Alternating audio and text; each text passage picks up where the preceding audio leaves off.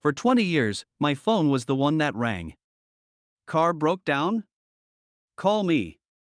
Rent late? Call me. Needed a shoulder to cry on at 2 a.m.? You know who they called. I was the rock, the provider, the endless well of support for my entire family. I built my whole life around being that guy. Then, one Tuesday afternoon, my own body betrayed me. And in the silence of a sterile hospital room, I learned the most devastating lesson of my life: the rock that everyone else leans on has nowhere to fall when it crumbles. They didn't just let me fall, they walked away as if I'd never existed at all.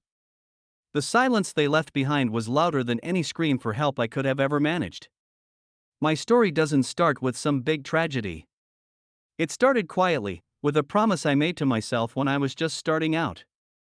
I looked at my young family, my parents getting older, my siblings struggling to get by, and I decided I would be the one to make sure everyone was okay. I would be the reliable one. And for 2 decades, I was. That single promise shaped every decision I made. It meant taking the promotion with the longer hours instead of the job I was actually passionate about. It meant my paycheck was never really my own. It was a community fund for school fees, down payments, and the surprise medical bills that always seemed to pop up for someone else. I remember this one year, my wife and I had finally saved up for a real vacation, our first in almost a decade. We had brochures for a little beach house spread all over the coffee table. The kids were buzzing. I was buzzing. Then the call came. My brother's business was about to go under. Without a second thought, I sent the vacation money to his account. He promised he'd pay me back, but we both knew it was a gift. My wife understood, she always did. Their family, she'd say, with a tired but loving smile. And I'd nod, feeling that familiar weight of responsibility settle onto my shoulders. It was a weight I thought I was proud to carry. I had to become a jack of all trades. I learned basic plumbing for my sister's leaky sink, became an amateur mechanic to keep my parents' old car running. I was the on-call babysitter, the emergency contact, the financial advisor, you name it. Our house was always full. Holidays were a massive, chaotic, beautiful mess at our place. I'd be the one at the grill, making sure everyone's plate was full, mediating the dumb arguments, and at the end of the night, I'd sit back, exhausted but happy, looking at the family I had given everything to hold together. This was my purpose. I didn't have hobbies, my family was my hobby. My identity was so wrapped up in being their provider that I had no idea who I was without them. I never asked for a thing in return. I wasn't keeping score. It was just what you did for family. I really believed I was building this foundation of loyalty and love that could never be shaken. I thought by being their safety net, I was weaving one for myself. I was wrong. I was building a house of cards on a fault line, and the tremor was about to hit. It started in my hand. Just a little tremor. I brushed it off. Stress, too much coffee, whatever. But it didn't go away.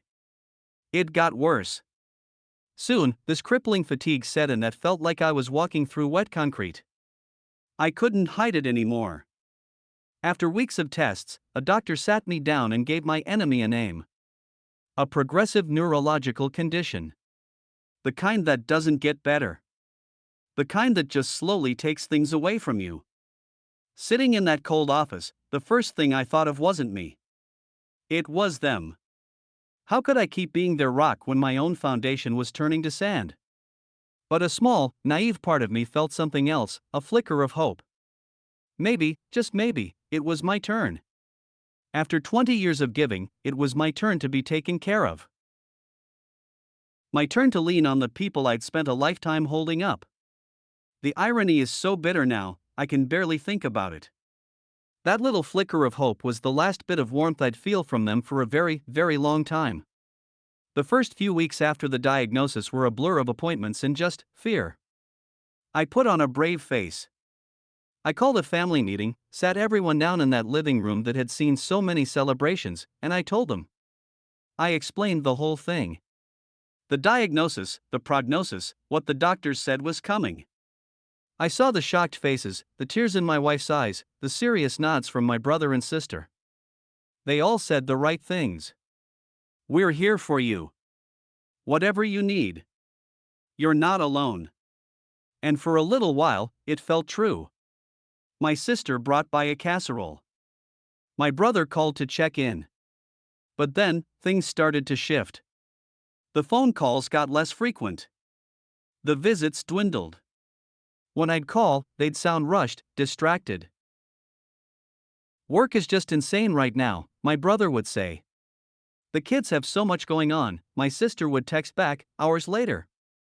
My wife, she tried it first. But the burden was just massive. She was working full-time, and now she had a husband who needed more and more help.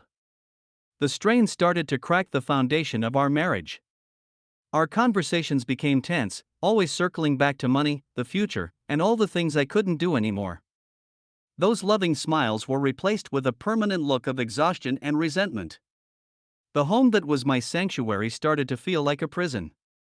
The real gut punch came about 6 months in. I had a bad fall and ended up in the hospital for a week.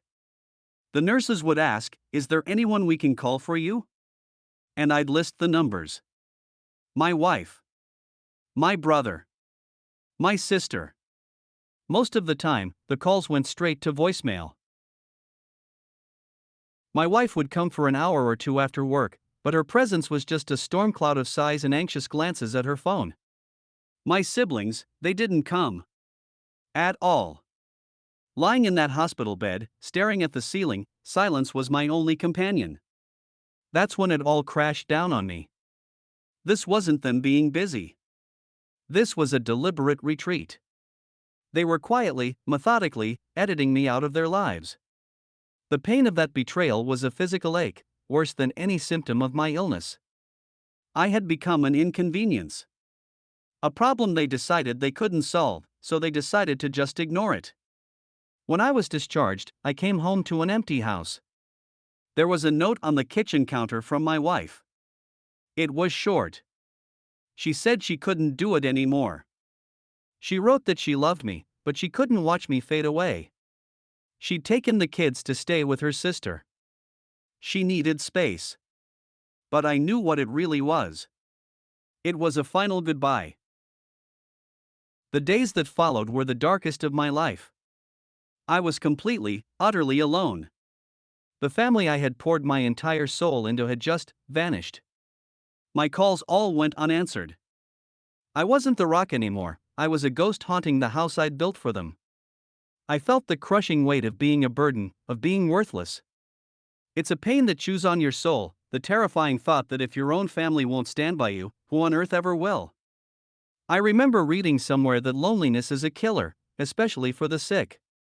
I didn't just feel heartbroken, I felt like my life was genuinely in danger. The solitude was a poison, and I was drinking it every single day.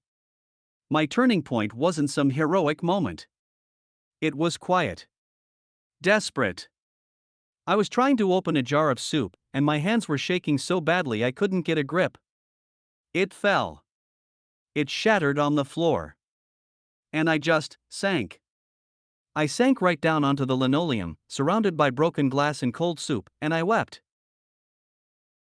I wept for the man I used to be, for the family I lost, for the terrifyingly lonely future that stretched out in front of me. But as I sat there, something shifted. A tiny, defiant spark lit up in all that darkness. It was anger. A cold, hard anger at their cowardice. At my own foolishness for believing that love could be bought with sacrifice. They left me here to break. And maybe I was broken. But damn it, I was still breathing. I looked at my shaking hands, not with despair, but with a flicker of determination. They had taken my strength, my money, and my heart. I would not let them take the rest of my life. That was the moment I decided to fight. Not for them. Not for the man I used to be. But for the man I could still become. I would crawl out of this pit, one shattered piece at a time. This journey wasn't going to be for them.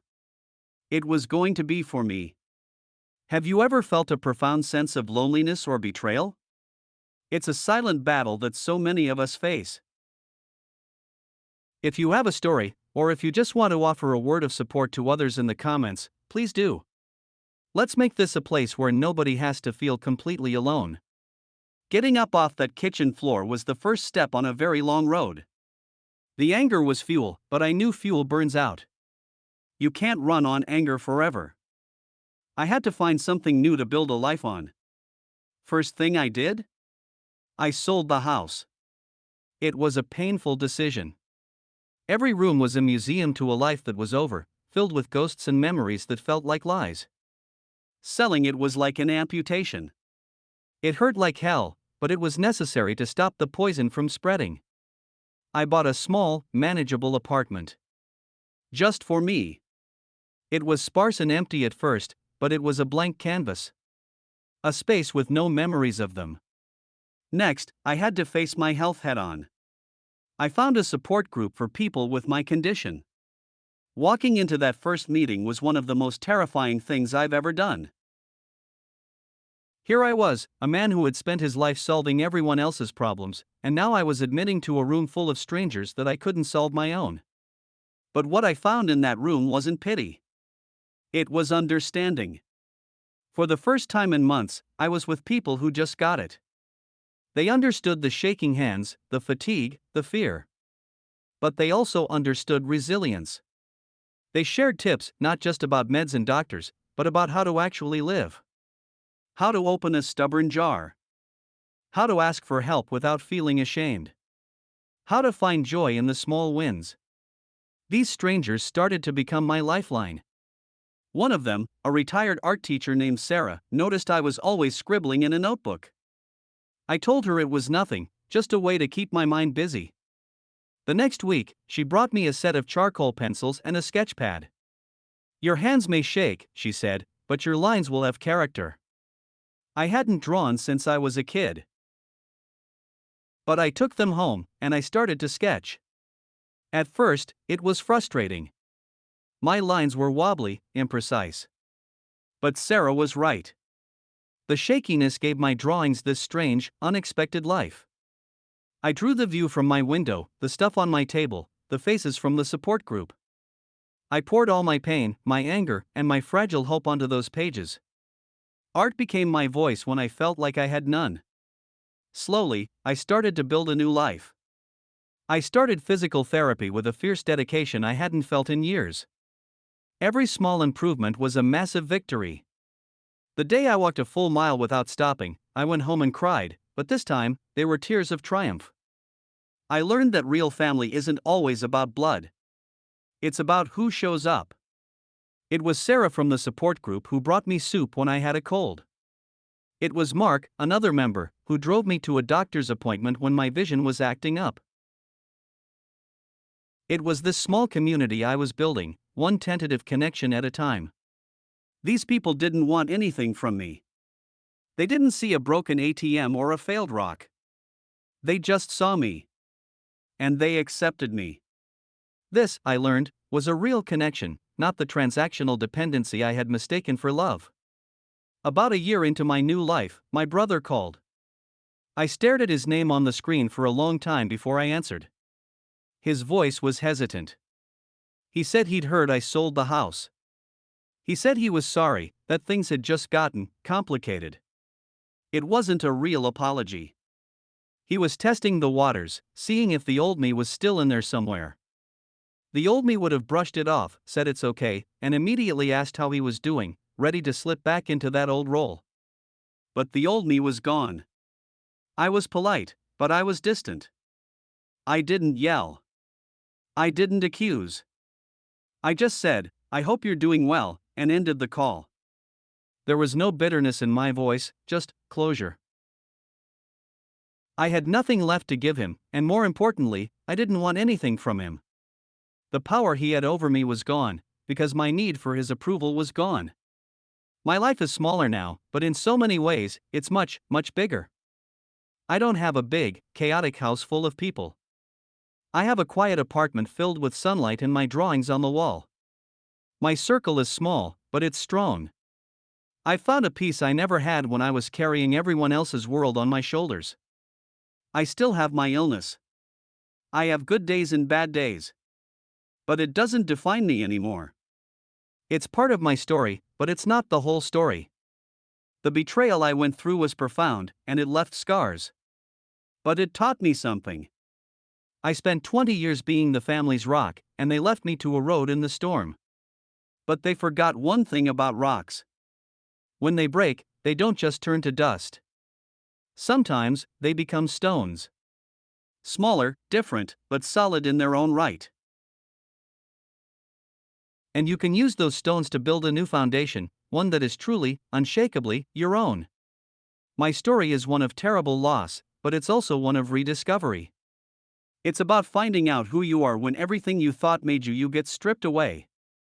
If you're out there feeling invisible, abandoned, or broken, please know this: your worth isn't based on what you can do for other people. It is inherent. Building a new life from the rubble feels impossible, I know. But it starts with one small act of defiance: choosing yourself. Your journey to healing is your own, but you don't have to walk it in solitude.